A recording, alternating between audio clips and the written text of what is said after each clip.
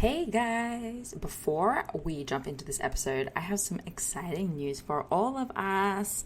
After having such an overwhelming response of downloads from this podcast, and so many of you all over the world sending me feedback about what you actually want to hear more of and what you would like to see more of and what else we should do, don't just stop at podcasting. I am launching a brand new community. No, not a Facebook group, a community on a custom platform. I'm really excited about it. It's super cool. And this is going to be a community on a platform just for you. It's called For Now. It's a working title. I hope I might stick with it. I don't know. Let me know what you think. HA Society. And yes, it is a place for you to come and to get the support that you do need on your journey for HA. But it's going to be so much more than just a message board. I am thinking community calls, weekly, for us all to get together and connect during this time and process with other women who really understand what we're going through. And I have these connections in coaches who are meditation coaches, mindfulness coaches, yoga instructors, and even relationship coaches. All of these different people in my life who I was just I want all of these people to come together and create programs and do sessions for us. And all of the nutrition practitioners that I know, the dietitians and the nutritional therapy practitioners and people that you've heard on this very show to come into this community and do talks and Q&As with you guys. So I'm putting that together right now. It's a fair bit of work, but in the meantime, there is a wait list for you to get onto. So if you want to get on that wait list, either, click the link in the show notes, go to our Instagram page at the HA Podcast, or my Instagram page at Dani Sheriff, and you'll find the link in our bios, or you can just go to hapodcast.com and you will find a link to the wait list right there on the homepage. So that's it for my little announcement. Now on to the show. Hey, and welcome to the Hypothalamic Amenorrhea podcast, an adulting advice podcast production. I'm Dani Sheriff, and this is the place to come if you care about getting your period regularly. This podcast aims to educate, inform, and keep you motivated on your period and HA recovery track. Let's dive in. Hey guys! Welcome to the Hypothalamic Amenorrhea podcast. I'm Dani, and I'm here with Chloe Rubino. Yeah. She's a recovery story, and she's going to share with us her story and where she's at in it right now. So Chloe, hey, welcome. Hi there, guys. Yeah. So I'm Chloe. I'm 16 years old right now, and I actually reached out to Dani because the minute that I found out about the podcast, I remember right in the beginning of my recovery, I was so interested and just thirsty for any form of advice. And the hard thing for me was that I couldn't find anybody who was in a similar age bracket to me, and it was harder to find people that were vocal about their stories. And so I was really just looking anywhere. So for me, one of the first things that I did is I joined the No Period Now What support group on Facebook. And I'm sure I was probably one of the younger people there, but I was reading every single night through that feed just as a form of inspiration to keep me going, to see that it was possible. So that was one of the really important things for me. But I actually got HA because I dealt with anorexia, and I started dealing with that because I began to track macros after I got really inspired by working out. So I had a really great experience at a summer camp with a coach who really pushed me, and I felt for the first time oh my gosh, I got this right, I can do this. And for me, growing up, weight loss was always something that I aspired to do, but never seemed doable. I grew up in a family with a mom who was a model and a sister who has a great, beautiful, gorgeous body. And I always thought that skinny bodies were where I should be, and that was what I was supposed to be. But I also had hypothyroidism. So for me, growing up eating and doing the same things and having the same activity as the rest of my family, but never looking like anybody else was really frustrating for me. So finally, after having that experience, I was like, you want to know what? I feel so inspired. I'm going to do this for real. I'm going to go into it 100%. So I downloaded MyFitnessPal. Oh God. And I started tracking my macros, and I became so committed. I became that type of person who would never miss a workout. This was my sophomore year in high school. So I started really becoming isolated from my friends and from social events and from being a normal teenage girl. And I became so obsessed, like, with packing my lunch and with making sure I made my meals, and I wouldn't eat with my family. I would only cook for myself. I would cook only what I would eat so I could track it. I would weigh it all out. And I was so obsessed and scared of losing this because, like Dani said, I was so committed to the progress, and I was so in love with the experience of losing weight. And I thought that was making me feel better, which now I realize it really wasn't, because I have this really like memorable experience for me now is actually in that mirror in my room.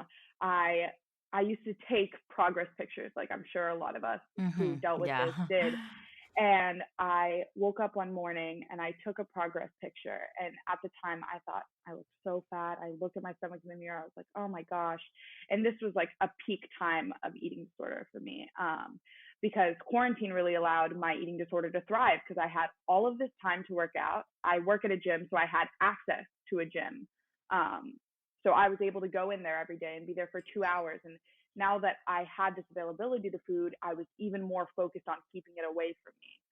So I took this picture in this mirror and I thought I looked so large, like, and I was so frustrated by that. And not until about a month and a half ago was I able to look back at that picture and see how ghastly I look and see that my stomach was all like pressed to my internal organs, literally, that I was so bony. And I'm 5'10", so I was never ever supposed to look like what I was looking like at the time. And it's just so heartbreaking. And that for me was a real time.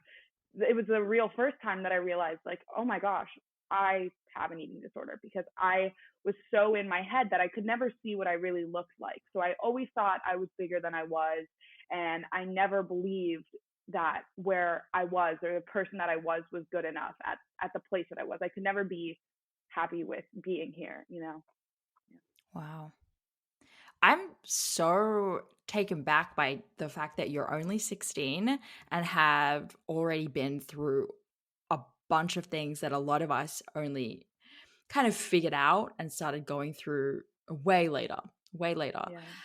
And that you started talking about quarantine. So all this is so recent. Yeah.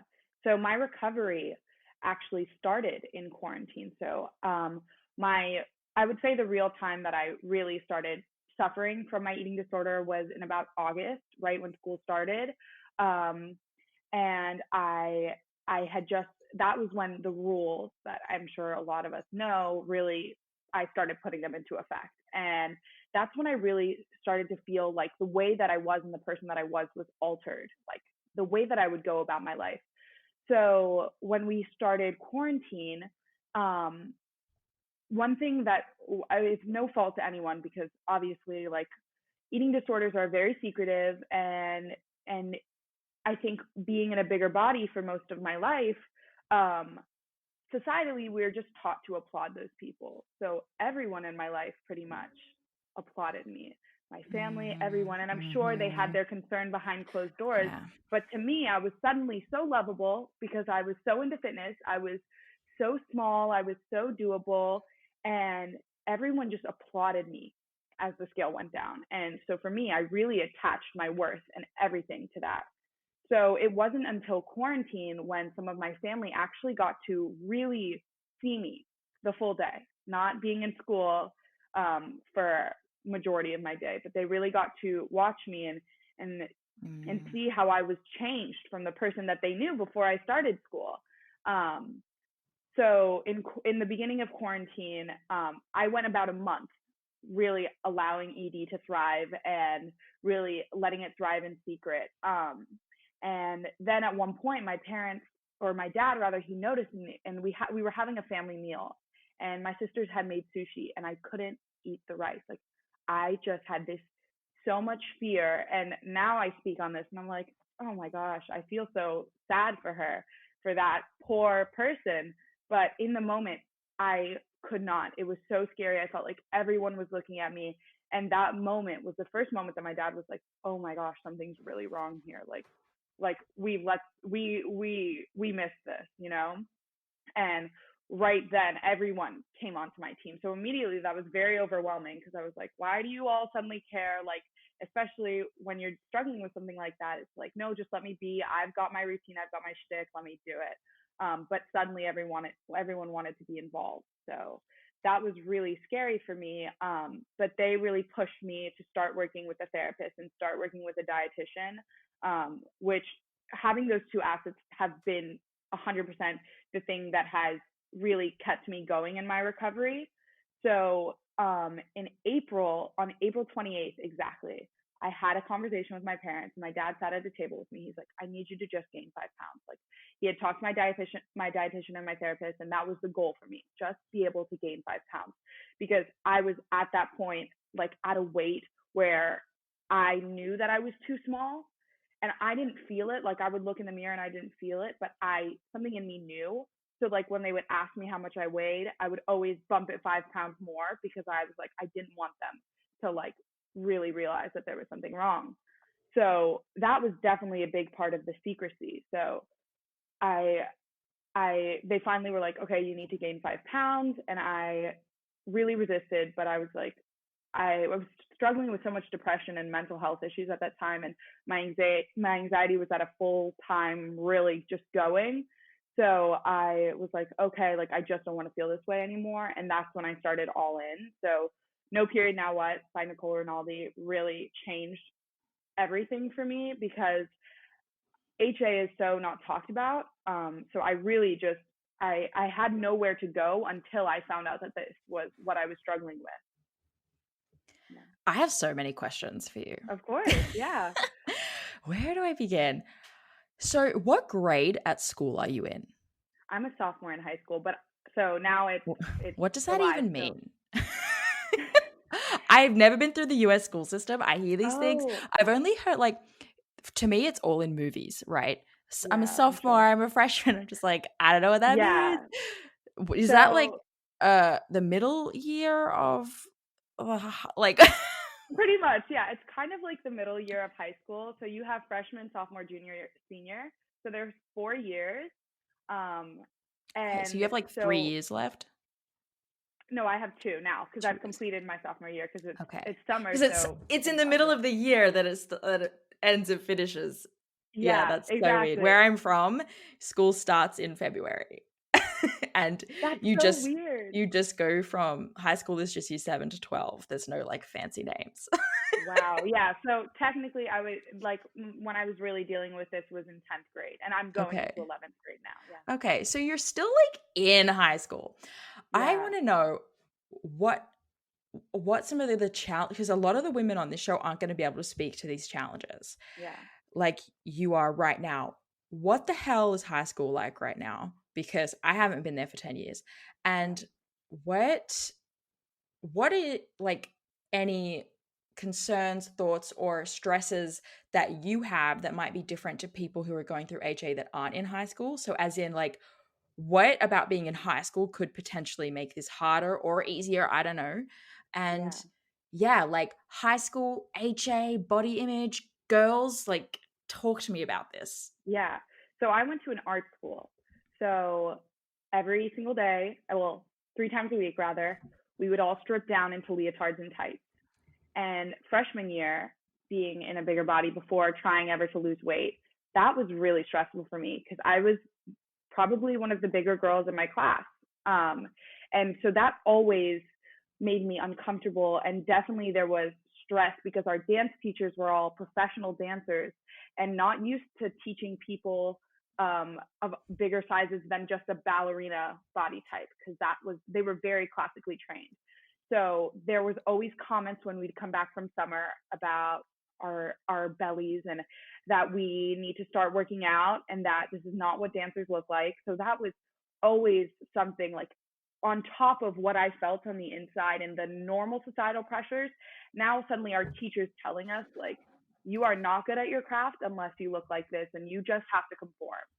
So definitely that was one thing that really added. But also since it was an art school, I was in musical theater, but there were dancers and there were all these other people, so beautiful, so artistic looking. So there was already a big comparison game. And I think that being in high school, but also with these added stakes of going to school with these kids who are very into their crafts as well, really made it even more challenging. So for me, when I was losing weight in school before quarantine happened and continuously going down, every day in the bathroom, girls would be like, tell me what you're doing. What are your secrets? You look so great. I'm so jealous. I can never Oh lose weight. gosh. And I would sit at lunch and I would cry every day because there was this stress, not from them saying this, but there was just this unspoken stress. In November, I can really remember calling my dad. I had this like panic attack like I'd never had before. And it was right after lunch and I was just suddenly feeling so anxious. And I called him and I was like, I need you to pick me up. Like, I need to go home. Like, I can't complete this school day. And in the car, I was like, Dad, I think I need therapy. And at that point, I was just looking like I was living life so great. So he thought it was just high school stress. And it was like, no, you're fine. Like, I think that one struggle with eating disorders as well is like, you need to really present to be having an eating disorder. But it's like, no one wants to go into treatment when you're really dealing with it. You want to continue on your way. So you'll do anything to hide it. So I wore big baggy clothes and everything like that. But I was still so self conscious. So I never thought that I was small. But definitely in high school and all this added stuff, all of the girls and everyone suddenly telling you that you're so pretty and and everyone applauding you and even your teachers and no one asking on an honest level, are you okay? I think my best friend, I think it was so hard for her to watch and to see just the person that I was kind of fade away. And for that, I'm so sorry that I couldn't have like been solid. But it's so true as to the fact that I just kind of like disappeared from my life. And it was hurtful. I think it's a little bit more sad now that I'm like, I wish there was a different level of honesty. I wish there was in the school system that there could be just more honesty and that we could talk about the things that we're actually going through. I really hate being like, how are you? Oh, I'm okay. Because that was my answer every day. But I was never okay. I was sobbing daily. I felt so unhappy. And one thing that really was prominent in my thoughts was like, I am where I wanted to be. I had hit the goal weight and passed it. I'm where I wanted to be and I'm even sadder than I was before. Like I found so much more to hate about myself. Why did this happen? Like, and it was just like I had become so small and so now applauded by everyone that the idea of gaining weight and leaving that person that was suddenly told that they were better than they ever were before, like the comments that people made comparing my old self to the person that I was like at my smaller size were so hurtful because Hmm. now it kept me in this trap where it was like, okay, I can't go back. Like there's So no going back. they were like positive, they were making, quote unquote positive comments, but what that was doing was like reinforcing that the old you wasn't good enough and that the person 100%. you are right now is the way you need to be. But it was stressful for you because staying that way felt impossible and you were just gonna, it was like inevitable that you were going to go back or that you were going to have to live in this sad existence, Yeah. and it's kind of like a trapped feeling. More the sad because I definitely felt at that point, I thought my life was very sustainable. I thought I would never stop macro Okay. tracking. I thought I would keep on doing this for forever. But I was just so like I was struggling so much on the inside and doing such a good job of hiding it Mm. that when people didn't see that and people didn't ask me if I was okay and just assumed, I was like, I have to live my life silently, like for the rest. I'm not allowed to struggle. I'm not allowed to do any of this stuff because Mm. like, oh, I did it, like, but I ever admitting to the fact that like this was one of the worst things that happened to me. Like losing weight, which is so deemed as amazing, was genuinely what did the worst to me. Like it was so hard to say that. And that's why gaining weight and everything, I think if it weren't for quarantine, it would have been way harder because I was so afraid to come back to my life and come back to seeing people and being in high school and everything like that, and now being different, and the harsh reality of that, people were going to say things now, and I was so afraid because I knew that people would comment because I look different now, you know. Mm. Yeah. So going back, because you haven't gone back to school yet, No, it's yeah. like summer vacation or something. Um, so what are you thinking or feeling about going back when that time comes? So with all of quarantine and stuff like that, actually before I had this realization, like when I started recovery and stuff like that, that I just realized what I was at school for, the environment, everything like that, it was not something I was really passionate about. On top of the pressure from teachers and stuff like that, Mm-hmm. I just realized that pursuing musical theater and stuff like that, it was something like I really loved that from fifth to the beginning of freshman year, which is ninth, and I really, it was for me, and I really found my people through it. But I really realized, like, oh, I don't think that this is what brings me a lot of passion anymore. And I was only able to have that realization because there was space free in my brain, because I was no longer always thinking about food or Mm-hmm. always thinking about stuff like that. There were options for me in my life now. Like I got to drive a little bit more. So I went to my parents. I was like, hey, I want to experience life. Like I don't want to be trapped in the school system. I don't want to be trapped in brick and mortar learning the way that we have been taught for so long. I was like, I just want to make my life a really great adventure, and I feel like there's so much learning outside of the classroom. So my next 2 years of high school, for when I graduate, also I'm going to be doing online school. And this actually came at a weird time with COVID and everything like that. It worked out kind of conveniently, Mm-hmm. but there were so many things that I wanted to pursue. Like I want to try out rowing, and I want to travel more, and I want to do so much with my life, that my school started at 7:20 in the morning and went until 4 o'clock in the afternoon. So I wanted to become a person that could say yes to trying all different things, but my schedule really wasn't allowing me. So Yeah. with lots of conversations with my parents, they really realized that, like, oh, something different could really work for me. And now with COVID, it ended up just working perfectly. Was kind of the only option anyway. And Yeah, exactly. that's really, really interesting. I talk about this kind of thing a lot where it's like somehow you have no idea, you don't realize that you're taking up all of this time and energy and space in your mind thinking about food and exercise, and Exactly. like you start down this journey, because I did this exact same thing. You start down this journey, and I think I talked about it in my episode about like my story about HA, where I had convinced myself that that weightlifting and like exercise was like the thing for me, because society basically somehow made me feel like I had to dedicate myself to looking at and like to looking a certain way, and my idea of getting there was through being a high level athlete.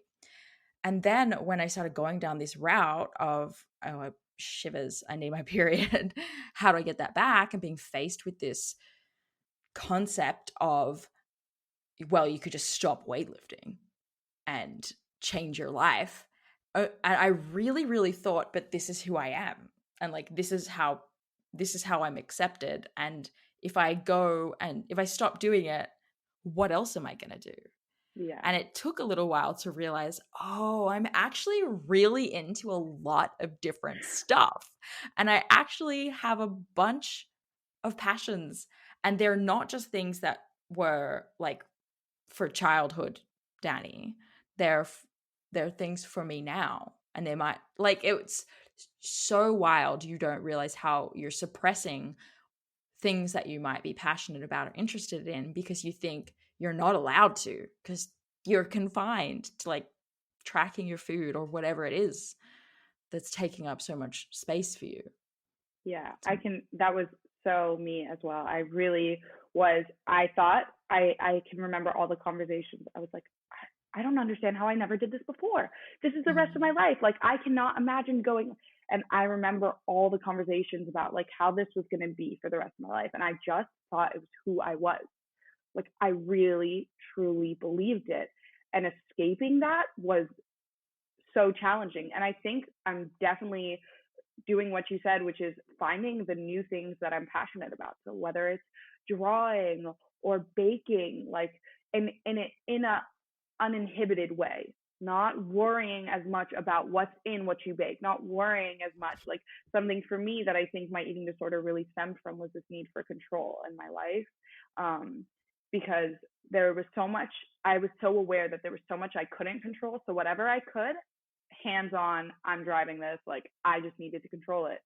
So really testing that and practicing with art and all different stuff, like really letting myself just be and paint what I felt and not go back and erase and not go back and try to make it perfect, because that's something I really found I was doing, and just allowing myself to be as I am. Yeah. Yes, I so resonate with that. Like the growth of my artwork happened in a really short period of time. And a lot of it came back to the fact that I became willing to put up the first few pictures that weren't perfect yet. Yeah. But I feel like the old me would have been like, you cannot present this to the world until it's at an acceptable point. Just like your body. We think there's an end to this dieting, but there's not an end, because you'll always, for some reason, like you were talking about at the beginning, you'll look at yourself and you won't see a finished product. You'll always see this like work in progress, and you need to keep going, and you can't do anything else until you finish this. But there is no finish. Yeah, it's so wild. It's definitely a lesson in like, do it, consider it completed, move on to the next thing, Yeah. which is really surprisingly powerful. Tell me about the recovery process. So like your parents got involved, you were totally on board, you've Yeah. started making some changes into like your future. Were there any struggles from the moment you decided to start making a change? Yeah, definitely. So for me, I was missing my period for 10 months. And there are people that miss it for way longer, but Mm. because of my hypothyroidism, immediately my doctors and like my endocrinologists were very aware, and that was something that they always watched for. And I had a very regular cycle all of my life. So the minute that I didn't have that, they really were like aware. And so it became something that when it came later, like when I still wasn't having a period, that people like my family became very aware. And just, it was always like, it's going to come. But the first struggle that I really came across was when I was reading No Period Now What. I read it in one night. I just read everything. I was so thirsty and desperate for information. And Mm. I remember having conversations with both my dad and my mom, and at that time, they were so, I think they had their concerns, but still they accepted who I was, because all I was saying was, this is who I was supposed to be. So you support your child, like in those moments. Mm. But I had a conversation. I was like, I'm reading this book and like they want me to gain all this weight. I was like, I don't know if that's something I can do. And like, I'm not sure. They want me to not exercise. And I came from a family that exercising was a part of everyone's daily routine. Like, it was meditation for them. That was how they just found their days. Like, my mom was a triathlete and my dad was a runner, and they met kayaking. Like, they really were very athletic people. So for them, suddenly hearing that you're not going to work out after they've seen me work out every single Mm. day for a year, they're like, what? Like, And what do they you mean? value that as well. Like they value being active and mm. Exactly. So at that point, I really had to be in charge of my own recovery and kind of put some blinders on and say, like, my parents might tell me to work out, or my parents might question some things, but I have to trust in myself and trust in my dietitian and my therapist, and really be able to focus, and push away some comments that were painful or stuff like that, and really be able to push forward. And that really was hard, because eating more, especially while dealing with an eating disorder, is really frustrating. And it's hard because no one gets it. No one Mm-hmm. that is around you Yeah. can really understand What do you mean? what Just you're eat going more. through. What's so hard about it? The first time, my dad, who I love so much, but he was like, Yeah. okay, let's get you burgers and a milkshake. And Oh, he's just like, it's too much too soon. I was like that to me, just like the grain of rice was so hard. Like when suddenly I was allowed to gain all this weight, it was still just as terrifying. Like I didn't want to, and I don't think any woman is like, yeah, that's what I want to do right now. But not until you're in the tail end of it, you understand the purpose for it. But I think one thing that I was really realizing was my my family and all this stuff, it was so unheard of. It wasn't really talked about, and everyone lives their own lives, so they can hear about what I'm going through and they can hear about HA and stuff like that, but they won't know it to the depth that I'm knowing it and researching it. And so when I realized, like, hey, I have to gain this weight, I have to eat totally unrestrained, that's a big switch from watching someone be very particular about what they eat to being like, can we buy ice cream? Like, I'm not sure if we can. Like, I remember just like anxiety and asking those questions and asking for what I was wanting. But it was given to me, and they listened and they watched, and I think definitely they thought, hey, this is unhealthy. But I I think now they both totally agree with what I did because of the mindset that I'm in now. And I think they would rather have a healthy and happy kid with a period who's functioning and who's lovable and who's social than a really tiny kid that can spend their day in the gym all day and are very particular about what they eat. Like something that I still think we're working through, like the three of us with my parents and I, is kind of breaking down the ideas of body types and what exercising can mean for each person, and just redefining health. Like that has been something for me that I'm trying to share, is like health looks different for each person. Because I remember when I first heard health at every size when I was dealing with ED, I was like, I'm not really like, I support everyone, but I don't believe that that's for me. Like I looked at every woman and I was like, you are so beautiful, you go girl. Like I was so supportive of every woman and their recoveries, but I was like, not me. And I remember in your episode with Laura Lyons that she said something similar to that, like that it's for everyone else in recovery and this pathway, and that you can be great, but not me. So I Yeah, really yeah, subscribe to that idea yeah. that it would work for everyone else and that everyone else was worthy regardless of their size, except for me. Yeah. This is a great one because I feel like this has come up in every conversation I've done so far. It's really a theme. You read the book, you listen to the stories, you read the stories, and you're like, but I don't deserve to do that, or I'm not Yeah. worthy of that, or but my story's a little different, so I'm not sure if that's for me, which is what's so important about sharing all these different stories. Yeah. Because if we only hear the one, which is quite common, like endurance athlete, very low weight, under like textbook HA, you know what I mean? We will be like, oh, but I think I'm a little different because I'm not as extreme as that person or something like Yeah. that. But no, if you're thinking to yourself right now, well, I don't deserve to like take that protocol, as in rest that much, or that person might have needed to increase their calories by like 1,000, but I don't think that's me. Yeah. And I fall victim to this still, like every single day. It doesn't go away. You still Yeah. have those thoughts. Of course. Yeah, I know. Just sigh. No, I can definitely agree with that. I think obviously, so just my recovery started in April. It started April 28th is the day that I went all in, and I got my period exactly a month later on May 28th.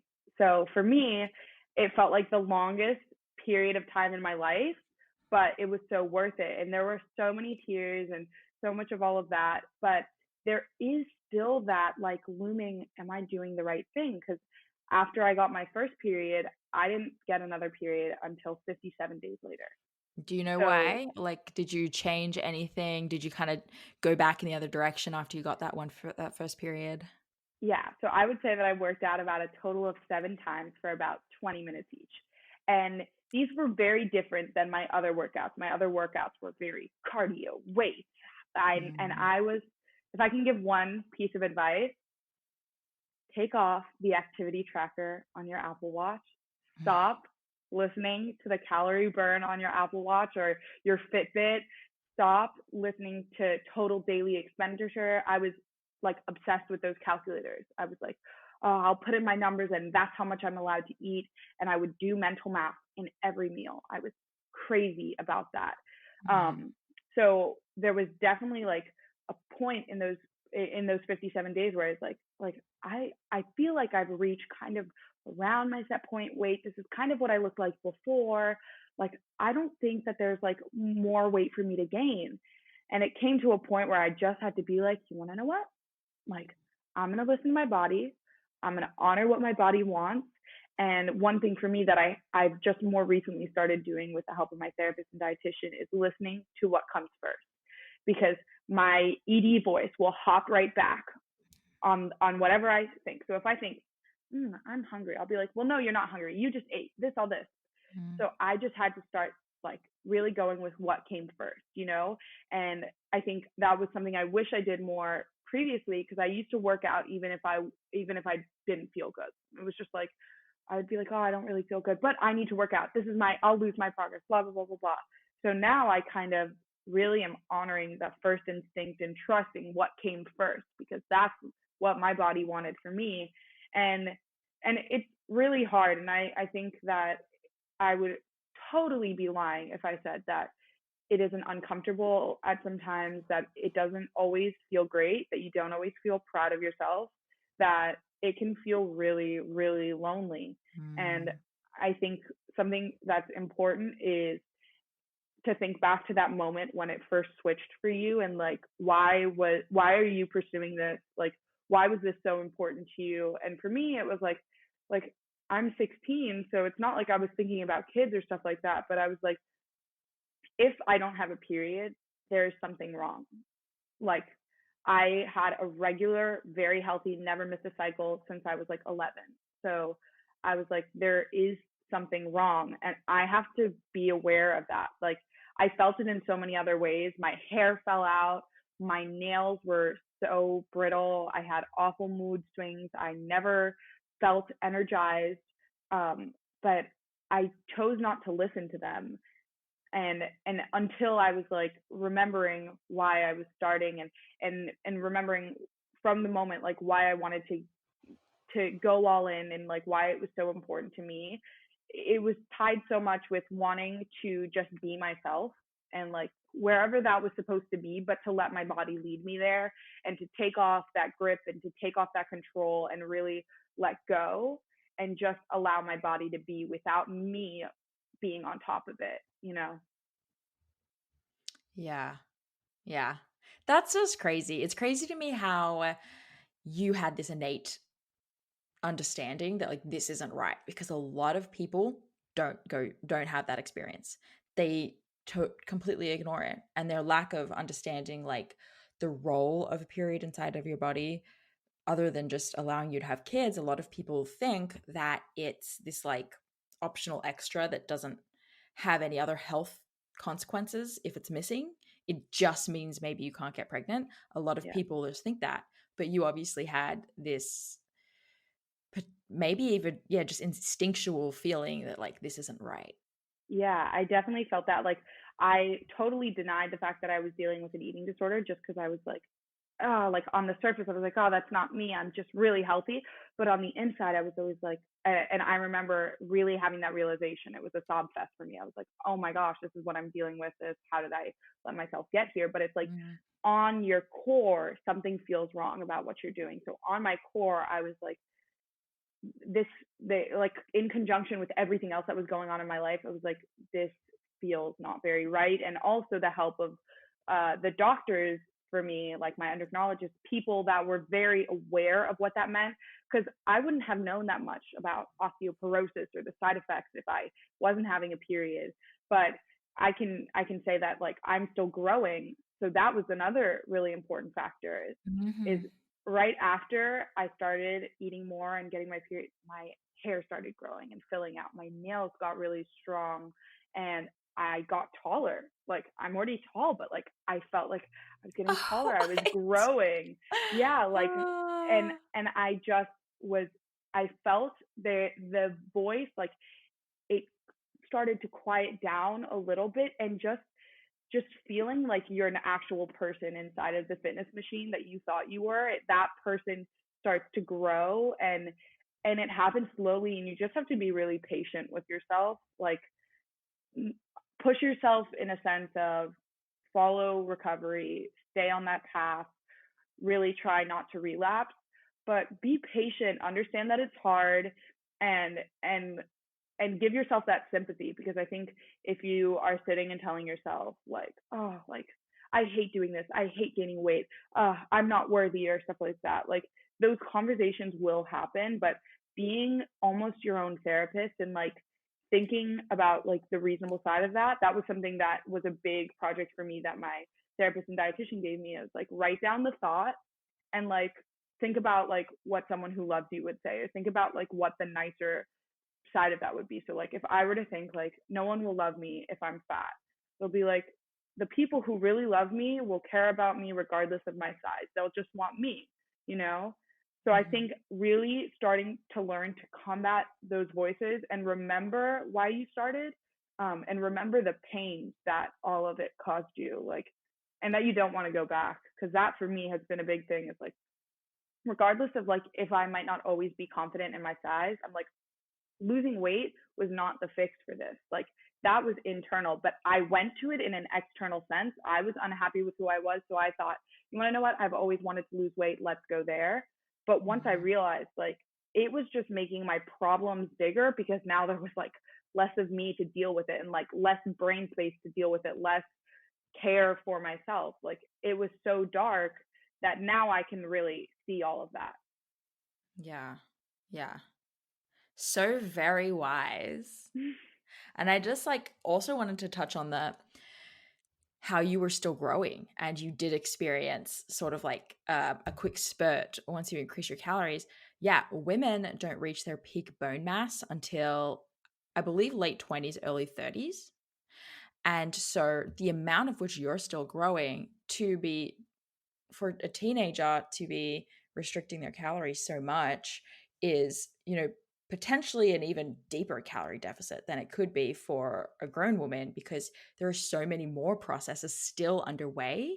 Yeah. And if you don't grow that, if you don't get that bone mass, that's going to lead to some serious complications later down the Yeah. track. So it was really amazing foresight from you.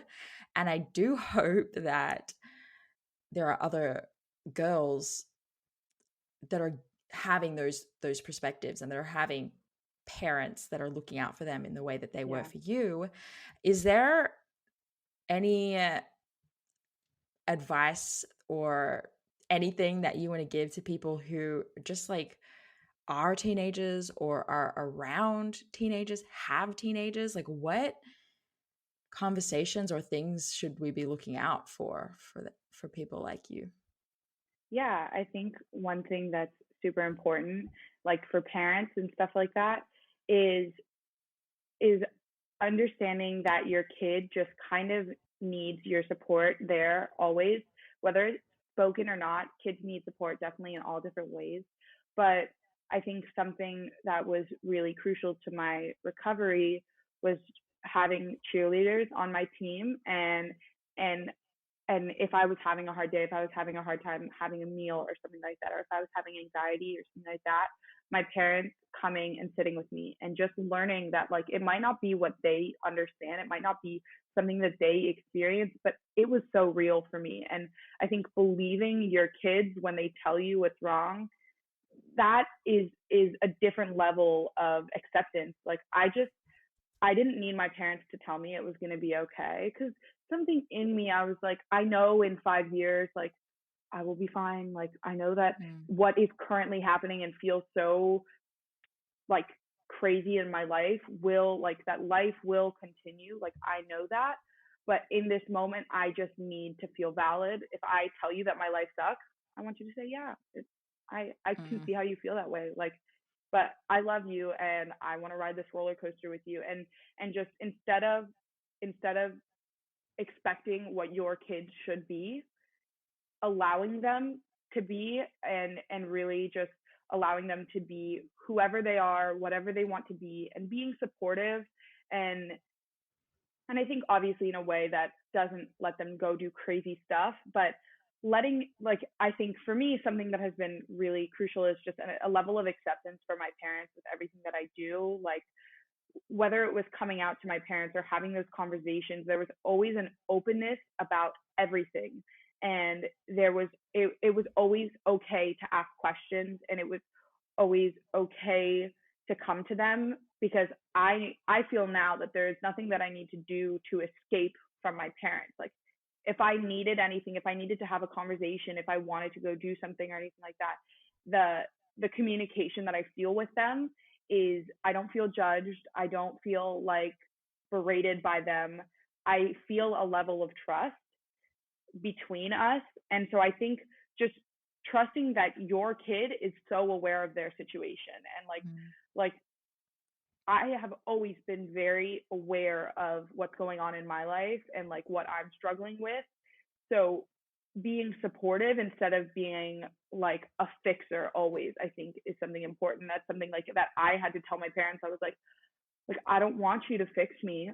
Like, this is, I want to do this, like, for myself, in a sense. Like, Yeah. I don't want to be recovered because you told me to. Like, I want to know why I'm doing this. and and I think really being a platform to listen to your kids and love them regardless. I think that's like, I think the point that I would leave it with is just like, so much love regardless. Yeah. Yeah.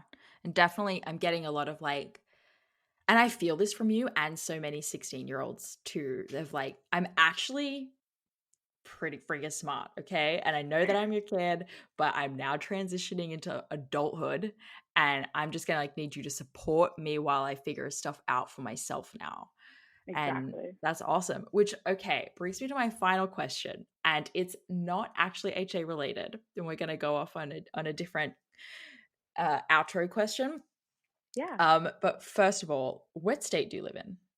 I live in Florida. I live in Miami. Oh gosh. Oh, okay, interesting. So you are the only 16-year-old that I know. So I have to ask you this question, which Totally. I Go only for it. realized as I was talking to you. I was like, oh, I don't know any teenagers. Okay, my husband and I, like many people, we watch a lot of Netflix. Yeah. A lot of shows are about high school kids. Like it's all drama about like 16, 17, maybe 18. And I'm sitting there and I'm like, there's no way this is happening in any way in real life. All these teenagers are doing hard drugs, they're smoking, they're going out to party at like 2, 3 a.m. Where are these people's parents? What is going on? Why is that kid so rich? Why is that kid driving a Benz to school? I'm so confused. Is any of this remotely true? Tell the listeners. Okay, so yeah, so I think, so since I live in Miami, there's a different of culture of kids than if I lived in like Wisconsin. Like, This is why I asked about your state. Yeah. yeah, so I think, especially with like wealth and stuff like that, there are kids that have different access. So there are private schools there's like all boys private schools, so that like festers a different energy, which is not very good. But I think that there's a lot less of like the dating and like the we're all in love with each other, and like a lot less spin the bottle than there is in movies. I think the hard drugs don't really exist, but like there's so many kids that like smoke weed in Miami, and everyone's doing that. I don't participate just because I'm not like, I don't know, I don't have that curiosity towards those type of Yeah, things. same. I don't really Same. understand it. And the parties, they happen, and the drinking, it happens, but it doesn't involve the entire high school like it looks in the movies. Like, there are the select group of kids that subscribe to the same agenda, that all do the same things, but I find that it doesn't really flow as much into the other kids. And I think there are definitely some people driving like Benzes to school, but it definitely depends more on location. Yeah, Right. Yeah, of kids course. drive crazy cars, but I think there's a different level of freedom to kids in Miami, especially more than in other places in Florida. But I think there's definitely responsibility that comes with that. And one thing that I'd hope for kids my age is that you're aware of that responsibility. Like one thing for me that I'm going through right now is I'm getting ready to get my license. And I know kids that are really just dangerous drivers that don't Mhm. understand where they are, that don't have that emotional or intelligence like about the importance of that. So that's something for me, just being a anxious person. I'm like, if I'm going to be a driver, like I want to be very prepared. I actually have stickers that I put on the back of my parents' car that say, new driver, please be patient, because I'm so aware of like what that means to have that responsibility. So, but Mhm. I know kids that are like doing crazy things. So just Yeah. Miami can be crazy, yeah, but definitely not like the movies, and the Mean Girls are mean, but not like the movies. The Mean Girls, yeah. So like high school in that sense of like gossip and stuff, I remember all of that. It's totally I think both the fact that I went to school in a different country, but also just the way TV makes high school look very I mean, I know it's a show, so there's like added drama in there, but they're really making it look like high school in general is like a huge is just this like cesspool of just like drugs and sex. And I'm like, Yeah, I just no. don't remember that happening at all. And I'm pretty sure we were just a bunch of nerds. Yeah, we're a lot more Our socially anxious than like yeah, but I feel everyone's like so cool at 16 on Netflix. Like, why are you I so know. cool and smart?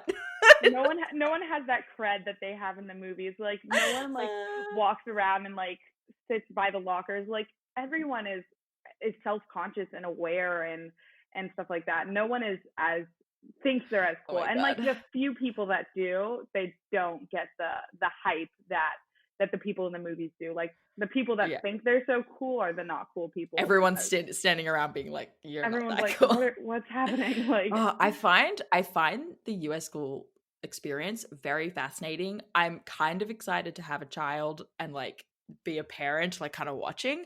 And my husband is American and I ask him questions all the time. I'm like, did you ever like date a cheerleader?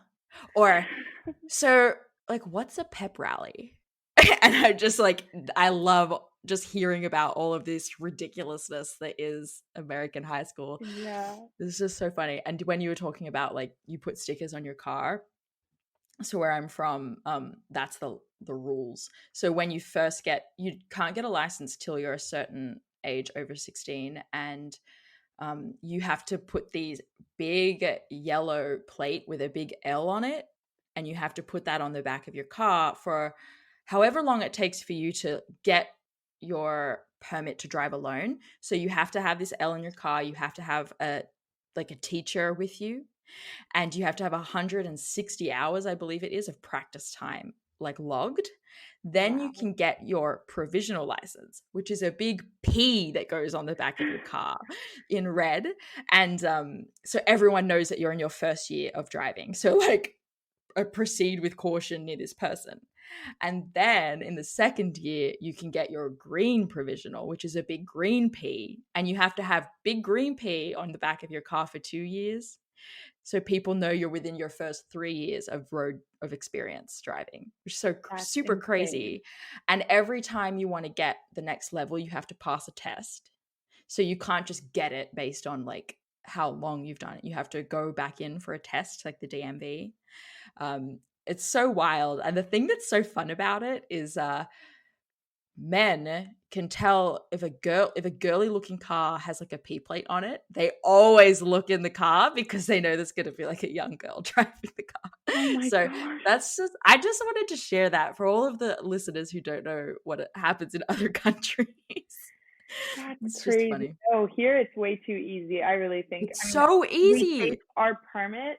You in Florida, you can get your permit when you're 15. You take a test online, and like so many people cheat. And then you wait 1 year, and you take like a 10-minute test in the DMV, and that's it. You have your license, It's and there's so no other rule. easy. It's Oh, crazy. that's insane to me. The hoops you have to go through in other countries to get your license. Here, I just was like, is that child picking his friends up for school and like, my child is not going to be picked up by a 15-year-old or whatever and driven to school. Are you kidding me? Yeah, But different crazy. strokes for different folks. I appreciate that so much. Like, I know it's really weird for me to be excited to talk to a teenager, but I just am. No, I was so excited to do this. I can't thank you enough for sharing your story. Is there any last comments you want to leave the listeners, the ladies going through all of this before we say goodbye? Yeah. I just like what I said earlier, like you're valid, your experience is valid. Really, I know it's so hard, but try your hardest not to play the comparison game. Whatever you're doing or not doing, just trust in yourself. Really read No Period Now What. I really recommend signing up for that support group. And I think unfollow people that make you feel bad about yourself, or people that you just can't see that stuff right now.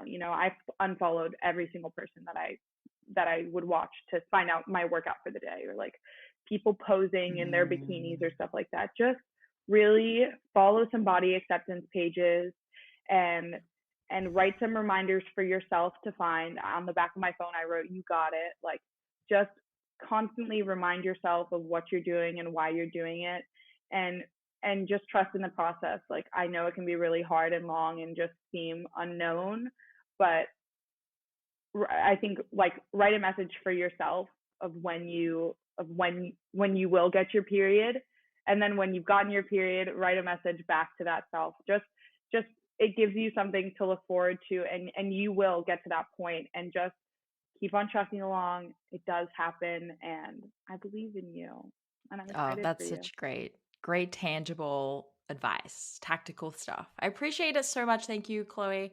Can't thank you enough. Thank you, everybody listening. You can find us, the podcast, at the HA Podcast.